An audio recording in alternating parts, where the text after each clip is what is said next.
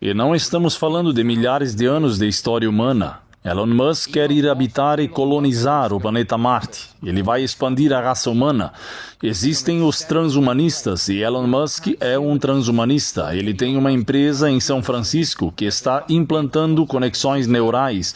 Ele está colocando redes no cérebro das pessoas, conectando esses elétrodos aos neurônios. E ele está conectando isso à internet. Então, se um homem tiver um braço paralisado em uma guerra, ele poderá recuperar o controle da mão, porque o ato de pensar envia um sinal eletrônico para a internet, que diz ao braço para fazer o que ele está pensando ou pedindo. E Elon Musk está falando sobre transhumanismo, que a humanidade evoluiu até onde estamos agora, mas se não tomarmos cuidado, as máquinas vão dominar a humanidade e a inteligência artificial. E para sobrevivermos à batalha entre a humanidade e as máquinas, precisamos nos fundir com a tecnologia na evolução 2.0. É isso que Elon Musk está buscando. Então teremos uma super raça de pessoas que se fundiram com a inteligência artificial. E é para aí que Elon Musk está caminhando com seu transhumanismo. Há muitas ideias estranhas por aí agora. E talvez Elon Musk queira habitar o planeta Marte, porque ele vê que o planeta Terra não tem muito mais tempo de vida. O que eu diria a vocês, irmãos e irmãs, hoje é o seguinte: Jesus está voltando rapidamente. E devemos nos preparar para isso, demonstrando nossa fé nele de várias maneiras, mas uma delas é lidando com o pecado em nossas vidas hoje. Cristo virá para aqueles que vencerem o pecado, que guardarem os seus mandamentos, os mandamentos de Deus, não apenas os externos, como faríamos esta manhã, mas também aqueles que tiveram seus corações transformados, a tal ponto que seus corações estão totalmente entregues a Deus. Eles agora receberam o selo de Cristo, o selo de Deus sobre seus corações e sobre suas cabeças. E eu iria dizer que agora vamos nos voltar para o selo final de Deus, os 7 últimos, ou seja, o 7º dia como selo de Deus. Apocalipse capítulo 13 fala sobre 2 bestas que têm um grande impacto nos assuntos mundiais do fim dos tempos. Elas agem em harmonia no fim dos tempos. Há uma primeira besta que sai do mar e que os protestantes identificaram desde Martinho Lutero e além como sendo o papado. E há uma segunda besta que aparece nesse capítulo, Apocalipse 13, verso 11 a 18. E vocês veem na tela o texto, que termina com o apóstolo João dizendo: Eis que vi subir da terra outra besta, e ele tinha 2 chifres semelhantes aos de um cordeiro e falava como um dragão. E exerce todo o poder da primeira besta na sua presença, e faz com que a terra e os que nela habitam adorem a primeira besta, cuja ferida mortal fora curada. E ele realiza grandes milagres, de modo que até fogo faz descer do céu à terra à vista dos homens, e engana os que habitam na terra com os sinais que lhe foi permitido fazer na presença da besta, dizendo aos que habitam na terra que fizessem uma imagem à besta, que recebera a ferida da espada e viveu. E foi-lhe concedido poder para dar vida à imagem da besta, para que a imagem da besta falasse e fizesse com que todos aqueles que não adorassem a imagem da besta fossem mortos. E faz com que todos, pequenos, grandes, ricos e pobres, livres e escravos, recebam uma marca na mão direita ou na testa, e que ninguém possa comprar ou vender, a não ser quem tiver a marca, ou o nome da besta ou o número do seu nome. Eis aqui a sabedoria. Aquele que tem entendimento calcule o número da besta, pois é o número de um homem, e o seu número é 666. For it is the number of a man, and his number is 666, or as people simply say, 666. E à medida que os adventistas estudavam essas profecias no início da década de 1840, chegaram à conclusão de que essa profecia se referia a um poder político global que surgiria na Terra. O texto diz: vi outra besta sair da Terra, e em Apocalipse 17 vemos que os mares na profecia representam as nações do mundo.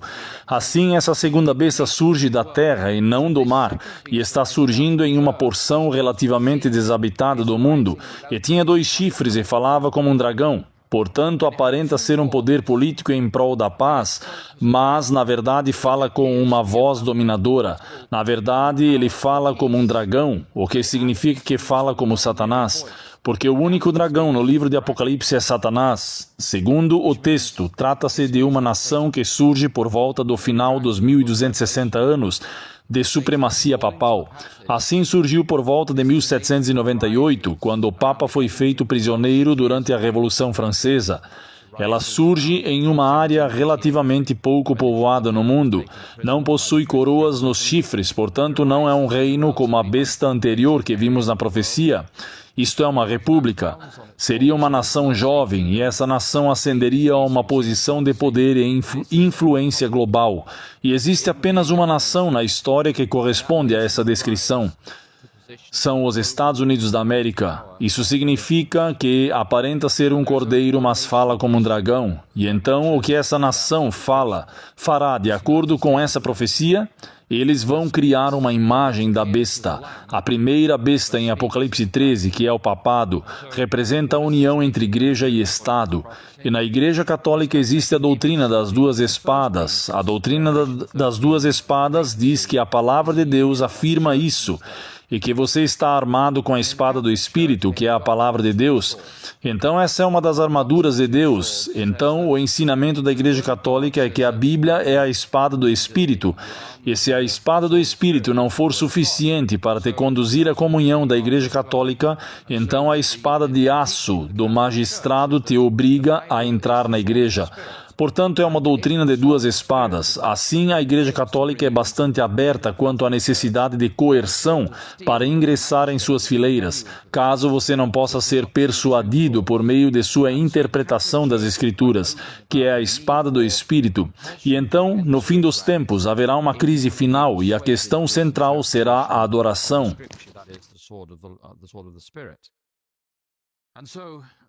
At the end of time, there's going to be a final crisis, and the key issue is worship. E vocês podem ver que em Apocalipse capítulo 13, verso 4 e 15 e Apocalipse 14, verso 7, esse conceito de adoração aparece 3 vezes, certo? A primeira passagem de Apocalipse 13 diz: eles adoram o dragão que deu poder à besta. O dragão é Satanás, que deu poder à besta, que é o papado. E adoram a besta, que é o papado, dizendo: quem é semelhante à besta? Quem poderá guerrear contra ela? E estamos falando agora da segunda besta de Apocalipse 13, a América, e diz: ele tinha poder para dar vida à imagem da besta, isto é, a união entre igreja e Estado, para que a imagem da besta falasse e fizesse com que todos os que não adorarem a imagem da besta fossem mortos. E a resposta de Deus a isso está nas mensagens dos 3 anjos. A mensagem do primeiro anjo diz o seguinte, dizendo em alta voz: temam a Deus e deem-lhe glória, porque é chegada a hora do seu juízo, e adorai aquele que fez os céus, a terra, o mar e as fontes das águas. Portanto, na crise final, a questão não será a vacinação contra a Covid, mas sim a quem você deve adorar. E a adoração não se resume a quem você adora, mas sim a adorar a autoridade máxima em sua vida. Então, a questão durante a pandemia era: em quem confiar? Quem foi a maior autoridade em sua vida nos últimos 4 anos? Você confia na ciência ou confia no Senhor? E na crise final, mais uma vez, a questão será sobre adoração. E não se trata apenas de a quem você ora ou a quem você canta louvores, mas sim de quem é a maior autoridade em sua vida. Será o Criador do Universo? Ou serão os governos terrenos que impõem uma adoração falsa aos habitantes do mundo?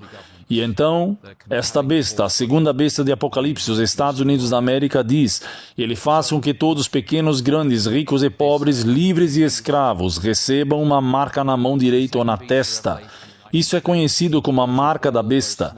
E você traça um paralelo com Apocalipse 7, que diz: vi outro anjo em pé, vindo do Oriente, que tinha o selo do Deus vivo, e clamou em alta voz aos 4 anjos aos quais fora dado o poder de danificar a terra e o mar, dizendo: não danifiqueis a terra, nem o mar, nem as árvores, até que tenhamos selado os servos de Deus em suas testas.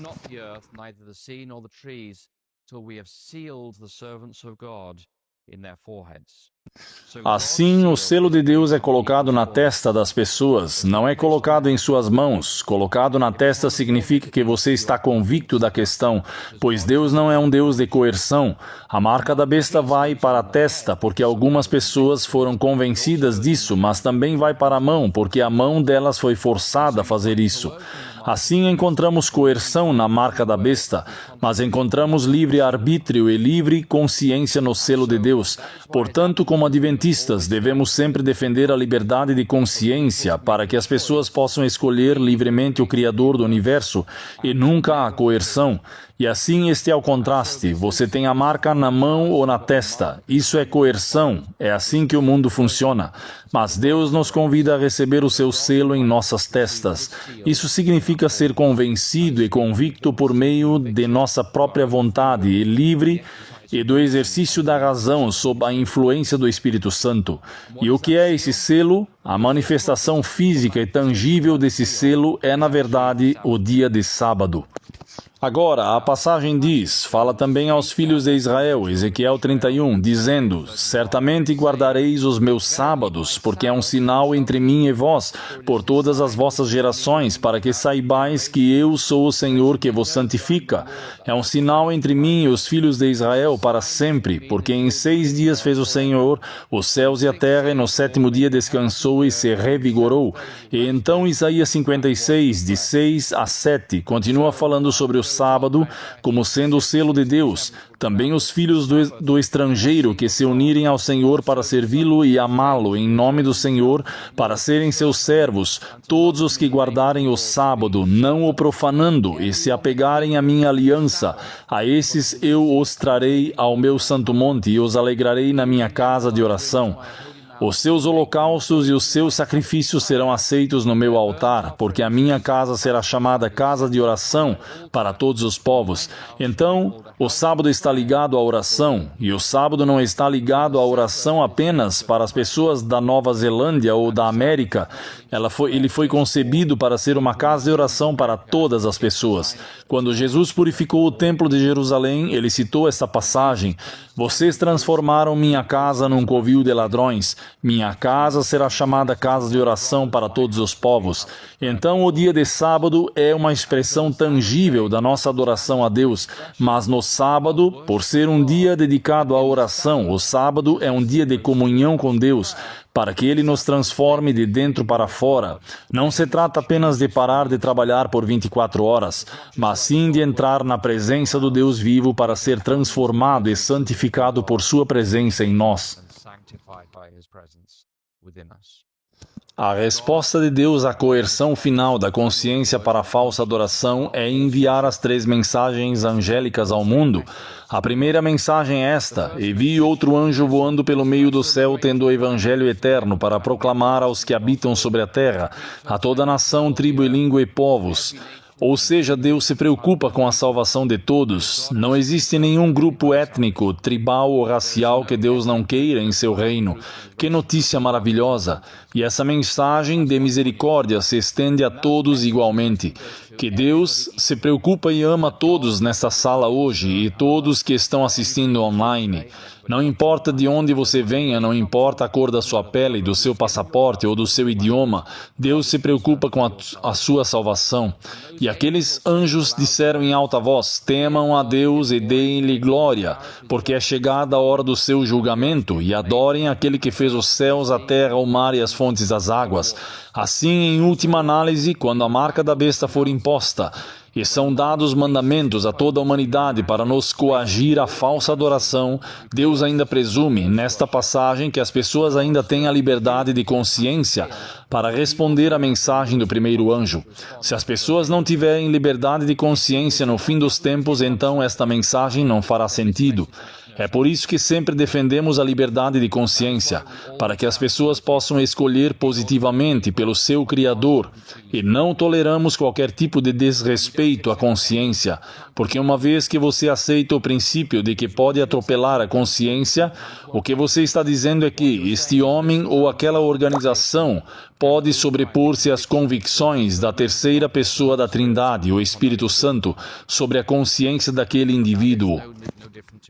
E isso não é diferente do anticristo estar no lugar de Cristo, anulando o que Deus gostaria de imprimir em sua consciência. Então, nesta passagem, vemos que a proclamação da mensagem final de misericórdia ao planeta Terra pressupõe que todos, em todas as nações, tribos, línguas e povos, possam de fato escolher temer a Deus e dar-lhe glória. Quero encorajar vocês, onde quer que estejam na vida, a sempre defenderem e a respeitarem a liberdade de consciência individual. Eles podem não tomar as decisões que você deseja hoje, mas ao defendermos a sua liberdade de consciência, ao afirmarmos seu direito de tomar as decisões que estão tomando, estamos dando espaço em suas vidas para que o Espírito Santo ainda os convença. Talvez quando não estivermos mais em suas vidas. Sabe, houve um homem que foi batizado na África Ocidental não faz muito tempo.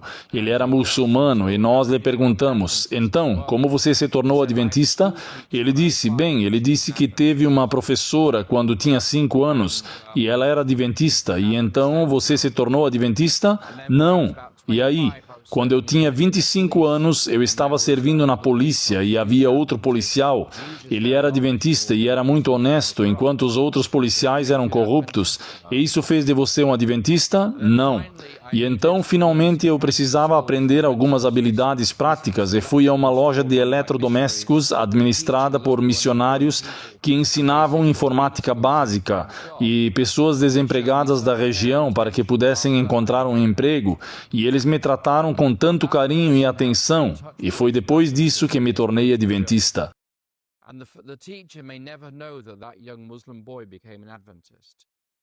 E o policial não corrupto que era adventista talvez nunca saiba que aquele jovem se tornou adventista, mas cada um deles era um elo na corrente da salvação daquele homem. E é por isso que, onde quer que estejamos conversando com pessoas, onde quer que estejamos compartilhando algo com elas, afirmamos a bondade e o caráter de Deus, afirmamos a liberdade de consciência, pois é o nosso direito primordial desde o Jardim do Éden. E talvez eles não tomem uma decisão hoje por Jesus Cristo, mas ao afirmarmos seu direito de agir como seres morais responsáveis perante seu Pai Celestial, por todas as suas palavras e ações, estamos os direcionando para o Salvador. E um dia o Espírito Santo alcançará os frutos de suas vidas. Então, Apocalipse 14 pressupõe a liberdade de consciência. As pessoas têm a oportunidade de responder a Deus. Então, em última análise, na crise final, quando o 7º dia for revelado, ou seja, quando o selo de Deus, o sábado do 7º dia, eu quero traçar algumas comparações aqui entre a experiência do povo de Deus que guarda os mandamentos de Deus e dos perdidos, porque no fim dos tempos existirá 2 grupos de pessoas. Existirá os justos e os ímpios, aqueles que guardam os mandamentos de Deus e aqueles que estão perdidos. Aqui estão algumas comparações entre os dois. Qual é o seu sinal na crise final? Bem, as pessoas que guardam os mandamentos de Deus recebem o selo de Deus em suas testas. Isso se expressa através da nossa veneração a Deus por meio da adoração no sábado. O sábado é um dia de comunhão com Deus. Essas são pessoas que agem em harmonia com as convicções do Espírito Santo em suas consciências, porque não há coerção alguma. Os perdidos recebem a marca da besta, eles aceitam a falsa adoração e coagido na testa, porque estão convencidos disso, ou na mão, porque são coagidos a isso. Assim, entre os perdidos estão aqueles que aceitam a coerção da consciência, e entre os salvos estão aqueles que negam a possibilidade de coerção da consciência. Quando observamos os personagens, o caráter das pessoas, o remanescente que guarda os mandamentos de Deus na crise final e os perdidos no fim dos tempos, vemos que, na crise final, o remanescente que guarda os mandamentos de Deus, de fato obedecem aos mandamentos de Deus. Os mandamentos de Deus são morais e nos obrigam a observá-los hoje. Que ninguém vos diga que Deus, ou melhor, Cristo aboliu a lei no Calvário. Ele anulou as acusações contra nós, mas não a lei de Deus. Devemos obedecer aos mandamentos de Deus, esses são os 10 mandamentos. No catolicismo, os mandamentos de Deus são a forma mais básica de lei que existe. Eles acreditam que existe uma lei eterna, uma lei natural, uma lei positiva e, no fundo, uma lei divina, os 10 mandamentos. E a lei divina deve ser alterada, se necessário, para atender às exigências das 3 leis superiores. Os perdidos obedecem aos mandamentos de Satanás, por meio da primeira e da segunda besta de Apocalipse capítulo 13. O povo de Deus que guarda os seus mandamentos, segundo o seu caráter no fim dos tempos, adoram o Criador. E não se trata apenas de frequentarem a igreja, mas sim de abrirem seus corações para Ele. Sabe, como em inglês, na Inglaterra somos muito contidos em relação às nossas emoções. Bem, na Inglaterra eu tenho que ver uma pequena cicatriz na minha mão aqui. Assim, quando nascem meninos na Inglaterra, eles também removem cirurgicamente nosso senso de ritmo. Não sobrou muita coisa. Às vezes meu dedo treme quando a música está tocando, mas isso acontece porque o cirurgião não conseguiu removê-lo completamente. Mas nós tendemos a ser muito reservados, e às vezes nosso culto se assemelha mais a um funeral. Realmente, chegou a hora de abrirmos nossos corações a Deus e entrarmos em seus átrios com ações de graças e louvor, ações de graças genuínas, gratidão pelo que Ele fez e louvor por quem Ele é. Portanto, encorajo a vocês, seja em adoração particular ou pública, a abrirem seus corações a Deus. Abra seu coração para Deus. Ana abriu seu coração a Deus. Eli achou que ela estava bêbada e a criticou por isso. Ela disse, não, Senhor, estou apenas conversando com meu Criador. E ela volta no ano que vem com uma criança. Bem, ela teve um filho no ano seguinte. Deus respondeu aos clamores daquela mulher que derramou seu coração diante de Deus. Ela era autêntica em sua adoração. Os perdidos na crise final não adoram o Criador, mas sim a besta e a sua imagem. O remanescente que guarda os mandamentos de Deus no fim dos tempos não terão mentira alguma em suas bocas. Eles são honestos, eles não aceitam doutrinas falsas e não proferem mentiras. Os perdidos aceitam de bom grado as mentiras do falso profeta de Apocalipse 19:20, e eles estão dispostos a aceitar doutrinas falsas por convicção ou coerção, porque preferem se conformar do que defender a verdade. O remanescente que guarda os mandamentos de Deus no fim dos tempos, esses são os que não se contaminaram com mulheres, Apocalipse 14:4. E aos perdidos são chamados covardes, incrédulos, impuros, assassinos, impuros, feiticeiros, idólatras e mentirosos. E vocês podem interpretar essa frase de diversas maneiras. Deus não está dizendo que os salvos no fim dos tempos são todas virgens? Ele não está dizendo isso. E se fosse esse o caso, então não haveria nenhuma mulher que pudesse ser salva no fim dos tempos, certo? Então não estamos falando do lado sexual da coisa aqui, mas estamos falando daqueles que se abstêm de falsas doutrinas e que não se juntam às falsas filhas prostitutas da Babilônia, que são as igrejas que ensinam, que estão cheias do vinho da Babilônia e ensinam falsas doutrinas. Seus personagens, na crise final, seus caráteres, o povo obediente aos mandamentos de Deus, conforme descrito em Apocalipse 14:2, tem a fé em Jesus, e os perdidos não têm a fé em Jesus. Não se trata apenas de fé em Jesus, mas sim da fé que o próprio Jesus tinha em seu Pai Celestial. É um genitivo subjetivo e também um genitivo objetivo, e é assim que a gramática grega funciona nesse aspecto. Mas eles têm fé em Jesus e também manifestam a fé e a confiança que Jesus tinha em seu Pai Celestial.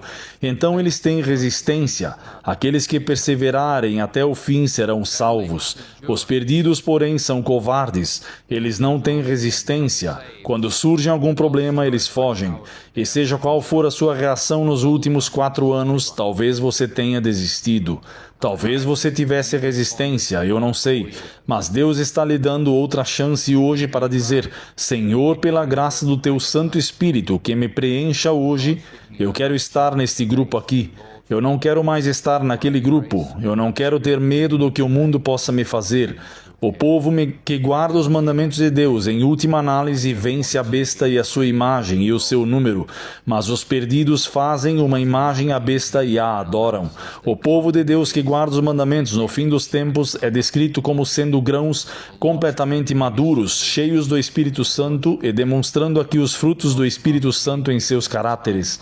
Sabe, quando falamos do trigo e do joio, o trigo e o joio não são conhecidos apenas na segunda vinda de Cristo, eles são conhecidos no fim do tempo de graça, na verdade. É nesse tempo que a divisão se torna completamente separada. The wheat and the tares are not just known at the second coming of Christ, they're known at the close of probation, actually. That's when the division is completely separate.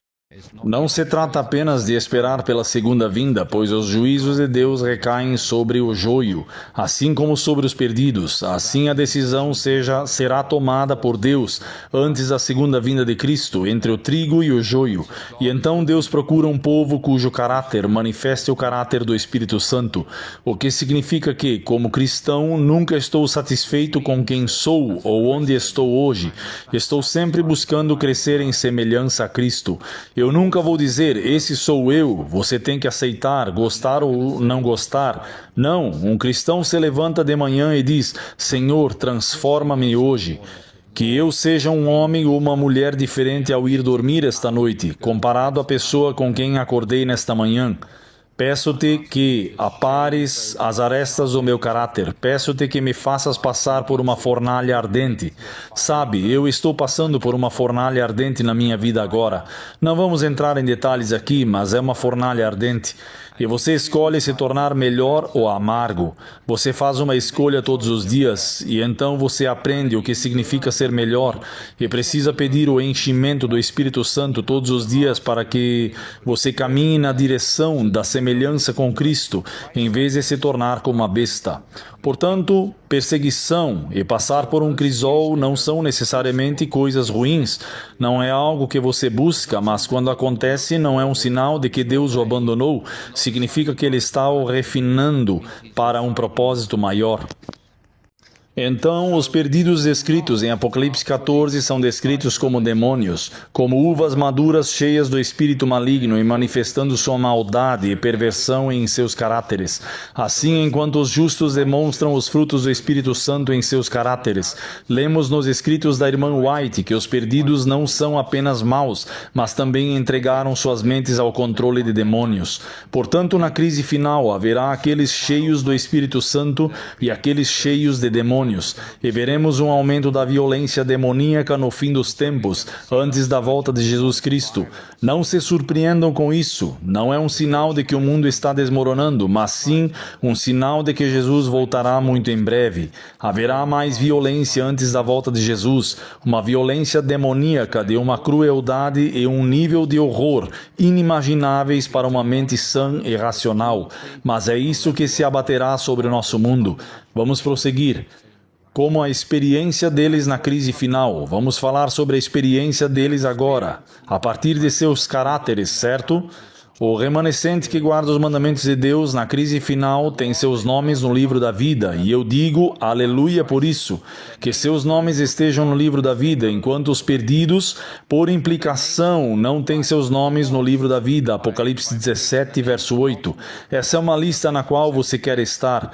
Me disseram recentemente que existe uma lista na minha divisão de pregadores banidos. Eu sou a primeira e única pessoa nesta lista até agora, ok? E minha resposta para isto é, jovens, se vocês forem fiéis a Deus, um dia vocês também estarão em uma lista como essa. Então, vocês querem que seus nomes estejam no livro da vida do Cordeiro? O povo que guarda os mandamentos de Deus no fim dos tempos não poderá comprar nem vender. A irmã White diz que o problema de comprar comida se tornará particularmente grave. E então, quando falamos sobre a vida no campo, há um motivo para isso. Há um motivo para aprendermos a cultivar nossos próprios alimentos e vegetais. E quando você cultiva uma horta, você tem duas preocupações, calorias e nutrientes. É nisso que tudo se resume. E você precisa pensar na sua sociedade, na sua cultura, no seu clima. Quais vegetais me dão mais calorias por metro quadrado? E quais nutrientes posso cultivar na minha região? Nem todo mundo pode cultivar tudo em qualquer lugar do mundo. Precisamos ser inteligentes sobre o que podemos cultivar na nossa região, porque um dia o problema de comprar e vender alimentos será muito grave. E o povo que guarda os mandamentos de Deus não poderão comprar nem vender, mas os perdidos poderão comprar e vender. But the lost will be able to buy and sell. O povo que guarda os mandamentos de Deus tem a certeza de que foram redimidos por Deus. Apocalipse 14, verso 3. Redimido significa que Ele te resgatou da escravidão do pecado. Você não é mais escravo do pecado, você agora é escravo da justiça. Então os justos são redimidos por Deus. Os perdidos permanecem escravizados ao pecado e a Satanás. Escravidão significa ser controlado pelos seus desejos pecaminosos, que na verdade essas pessoas são controladas por demônios e anjos caídos, transtornos compulsivos, comportamentos viciantes, coisas das quais você não consegue escapar. Essas pessoas são escravizadas pelo pecado. Essa é a mais pura verdade. E Jesus morreu no Calvário para que fôssemos redimidos, isto é, resgatados da escravidão do pecado e da escravidão a Satanás, para que nos tornássemos escravos da justiça. O povo de Deus que guarda os seus mandamentos tem o testemunho de Jesus em seu meio. Esse é o dom profético. E assim o povo de Deus usa o testemunho de Jesus, o que significa que, quando leem algo que se relaciona com o que estão fazendo hoje, em vez de pensarem, interessante, e deixarem de lado, eles dizem, talvez, Senhor, eu precise mudar. Porque à medida que somos fiéis nas pequenas coisas, em obediência nas pequenas coisas, Deus vê que podemos ser confiados com maiores riquezas espirituais. Os perdidos, por sua vez, extinguem o Espírito Santo e a voz profética no corpo de Cristo. O povo de Deus que guarda os mandamentos é chamado de servos de Deus, mas os perdidos são enganados e escravizados por Satanás. Portanto, eles são escravos de Satanás, enquanto nós somos, e em João 15, não somos mais chamados de servos, mas sim de amigos de Deus. Sua experiência na crise final os torna o remanescente de Deus em Apocalipse 12. Os perdidos lutam contra o Deus Todo-Poderoso e, portanto, enfrentam o julgamento eterno. O povo que guarda os mandamentos de Deus, em última análise, pertencem aos 144 mil de Apocalipse 7, e os perdidos são considerados tão numerosos como a areia do mar em Apocalipse 20, verso 8. O povo que guarda os mandamentos de Deus, em sua experiência final, escapam das pragas finais, enquanto os perdidos sofrem com elas. Mas o povo que guarda os mandamentos de Deus perseveram no tempo de angústia de Jacó, enquanto os perdidos sofrem sob as pragas finais. Isso não é Deus punindo os justos, isso é Deus aperfeiçoando seus caráteres para a transladação, enquanto os ímpios sofrem sob as pragas finais e amaldiçoam a Deus no processo. O povo que guarda os mandamentos de Deus tem a promessa de ser convidado para a ceia das bodas do Cordeiro. Apocalipse 19 apresenta duas festas, a ceia das bodas do Cordeiro no céu, para onde vão os justos, e no final do capítulo fala-se dos ímpios quando forem destruídos na terra, de modo que as aves do céu virão e se banquetearão com seus corpos. Há duas festas em Apocalipse 19. Você pode ser convidado para a ceia das bodas do Cordeiro no céu, com os santos da antiguidade, ou as aves do céu se alimentarão dos seus corpos na ceia de Deus, em Apocalipse 19, 17 a 21. Eu sei em qual festa eu queria estar, e você? O povo escolhido de Deus tem a promessa de receber e participar do domínio e do governo do reino eterno de Jesus Cristo, enquanto os perdidos têm a promessa apenas de destruição permanente e sem fim. O destino deles na crise final. Apenas alguns pontos sobre isso. O povo que guarda os mandamentos de Deus sairá da Babilônia espiritual do fim dos tempos, ou seja, eles seguirão a verdade das Escrituras, não importa aonde ela os leve. Eles deixarão qualquer denominação ou religião a qual pertençam, para se unirem ao remanescente de Deus no fim dos tempos. Os perdidos simplesmente escolhem permanecer e morrer na Babilônia, provavelmente porque é mais confortável e socialmente conveniente. O povo que guarda os mandamentos de Deus celebra a queda da Babilônia do fim dos tempos. Isso é mencionado em Apocalipse capítulo 19, de 1 a 8, no hino de louvor dos anjos pela queda da Babilônia, em Apocalipse 18. Mas os perdidos lamentam a queda da Babilônia no fim dos tempos e toda a riqueza que ela representa. O povo que guarda os mandamentos de Deus louva a Deus por seus julgamentos finais, nas festas de casamento, no Cântico de Moisés. O texto narra a história do Êxodo, quando eles atravessaram o Mar Vermelho, e os perdidos amaldiçoam a Deus por seus julgamentos nas pragas finais. O remanescente que guarda os mandamentos, seu destino final será cantar louvores a Deus na presença do Cordeiro, que é Jesus Cristo, mas os perdidos sofrerão tormento na presença do Cordeiro antes de sua destruição final. So which group would you Então, de qual grupo você preferiria fazer parte? Deus não quer que ninguém pereça. Deus não quer que ninguém esteja nesta coluna aqui. Portanto, nós também não devemos querer que ninguém esteja naquela coluna. E se alguém que você gostaria de estar naquela coluna hoje, então Deus precisa operar em seu coração. Se Deus não quer que ninguém pereça, então nós também não devemos querer que ninguém pereça. Então, esses são os dois grupos no fim dos tempos. Nós os analisamos em detalhes. in great detail? Observamos 3 períodos de 7 anos. Observamos os 7 anos de loucura de Nabucodonosor, ao final dos quais ele reconhece a soberania de Deus nos assuntos dos homens. E vimos que Nabucodonosor é quase como um tipo de Satanás, de muitas maneiras. E então analisamos os 7 milênios da história da Terra, o grande conflito há aproximadamente 6.000 anos na Terra e 7 do que seria o 7º milênio no céu. Estamos no final desses 6.000 anos. Isso significa que Cristo voltará em breve. Não se trata de marcar uma data, é simplesmente dizer que ele voltará em breve. Eu sei que a crise final está quase sobre nós, e então o último 7 mencionado é o sábado como o selo de Deus em nossas testas, enquanto adoramos a Deus por amor e não por obrigação. O sábado também é um tempo de comunhão com Deus, um tempo de oração com Deus, onde Deus nos santifica e nos transforma dia a dia à semelhança de Cristo. Não se trata apenas de não trabalhar no sábado. O sábado é o tempo em que Deus nos transforma mais do que em qualquer outro momento da semana. E devemos buscar nossos sábados para crescer e nos transformar semanalmente. Então, o que estamos dizendo em conclusão hoje? Bem, como adventistas do 7º dia, esta é a nossa crença fundamental. Número 13. E diz o seguinte: a Igreja Universal é composta por todos os que verdadeiramente creem em Cristo, mas os últimos dias, um tempo de apostasia generalizada, um remanescente foi chamado para guardar os mandamentos de Deus e a fé em Jesus. Este remanescente anuncia a chegada da sua hora, a da hora do julgamento, proclama a salvação por meio de Cristo e prenuncia a aproximação da sua segunda vinda. Essa proclamação é simbolizada pelos 3 anjos de Apocalipse 14. Ela coincide com a obra de julgamento no céu e resulta em uma obra de arrependimento e reforma na terra. Todo crente é chamado a ter uma participação pessoal nesse testemunho mundial. Essa é a nossa crença fundamental. Não menciona a Igreja Adventista do 7º dia, mas está falando sobre os Adventistas do 7º dia. Está falando sobre aquele remanescente que guarda os mandamentos de Deus e tem a fé em Jesus. E enquanto você guardar os mandamentos de Deus e demonstrar a fé em Jesus, você estará incluído nesse remanescente. E quando deixamos de guardar os mandamentos de Deus e negamos a fé em Jesus, perdemos esse status de remanescente. Não é uma garantia, certo? Não é uma vez adventista, sempre salvo. Este é um chamado à fidelidade a Deus a cada instante. E esse grupo de pessoas encontra seu lar natural na Igreja Adventista do 7º dia, mas é realmente um movimento no fim dos tempos. E esse movimento tem uma tarefa a cumprir.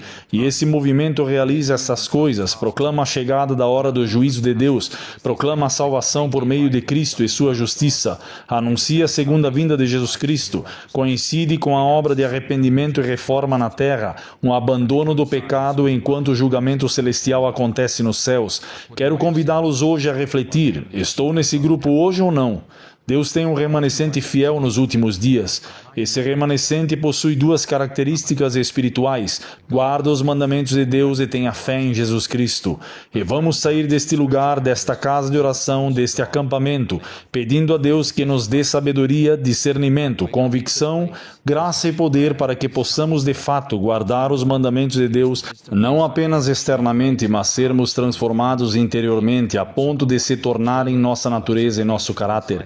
E que Ele nos dê o dom da fé, a fé em Jesus Cristo, para que nossa fé em Jesus crie raízes profundas como nunca antes, e nossa confiança nele brilhe em todos os aspectos de nossas vidas. Essa é a minha oração por mim e por vocês, que quando o mundo nos vir, veja essas pessoas difíceis, mas quando Deus nos vir, Ele veja aqueles que são os fiéis aos mandamentos e que têm a fé em Jesus Cristo. Eles são os adventistas do 7º dia, não apenas de nome, por conveniência, mas por convicção e por uma conversão sincera. Eu quero estar nesse grupo, e você? Então estaremos nesse grupo. Vamos inclinar as nossas cabeças. Concluiremos com uma oração. Pai Celestial, quero te agradecer porque nos últimos dias da Terra o Senhor chamou o movimento a este mundo, um movimento que vem de todas as nações, tribos, línguas e povos. Senhor, nós os chamamos de Adventistas do sétimo dia, mas eles têm duas características, Senhor. Eles guardam os mandamentos de Deus interior e exteriormente, e eles têm a fé em Jesus. E eu oro, Pai Celestial, para que Teu Espírito Santo preencha cada um de nós hoje e nos transforme de tal forma que ao sairmos desta casa de oração, ainda hoje sejamos adventistas por convicção, por profunda convicção, que o nosso amor pelo nosso Senhor e Salvador arda imensamente e brilhe como nunca antes, que coloquemos em prática a fé que o Senhor e Salvador nos une, que a fé na palavra de Deus se aprofunde em nossas raízes, para que saibamos como viver nesses últimos tempos conturbados. Pai, pedimos hoje que sejamos contados entre os justos na ressurreição final. Pedimos hoje, Senhor, que tenhamos um papel a desempenhar na proclamação final de misericórdia a um mundo moribundo e corrompido. Peço, Pai, que enquanto vivemos nossas vidas aqui na Nova Zelândia e onde quer que estejamos assistindo a este programa, onde quer que estejamos vivendo, Senhor, as pessoas saibam que há um Deus vivo em Israel e que Ele salva completamente. To the utmost.